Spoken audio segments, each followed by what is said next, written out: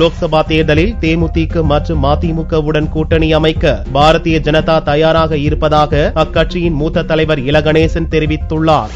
திருச்சியில் வரும் 26ஆம் தேதி பாரதிய ஜனதா கட்சியின் இளம் தாமரை மாநாடு நடக்கிறது. இந்த மாநாட்டில் பிரதமர் வேட்பாளராக அறிவிக்கப்பட்டுள்ள நரேந்திர மோடி பங்கேற்கிறார். மாநாடு ஏற்பாடுகள் குறித்த மாநில செயற்குழு கூட்டம் தலைவர் பொன் ராதாகிருஷ்ணன் தலைமையில் புதனன்று திருச்சியில் நடந்தது. இக்கூட்டத்தில் மாநில செயற்குழு உறுப்பினர் இலகணேசன் கலந்து கொண்டார். அப்போது செய்தியாளர்களை சந்தித்த அவர் தேமுதிக மற்றும் மதிமுக உடனான கூட்டணிக்கு பாரதிய ஜனதா தயாராக உள்ளதாக தெரிவித்தார். தமிழ்நாட்டில் ஒரு புதிய மாற்று உருவாக வேண்டும் என்பதற்காக தேமுதிக, மதிமுக, பாரதிய ஜனதா கட்சி ஆகிய கட்சிகள் எல்லாம் இணைக்க வேண்டும் என்று சொந்த முயற்சியில் ஈடுபடுகிறார்கள். வெற்றியடைந்தால் நல்லது.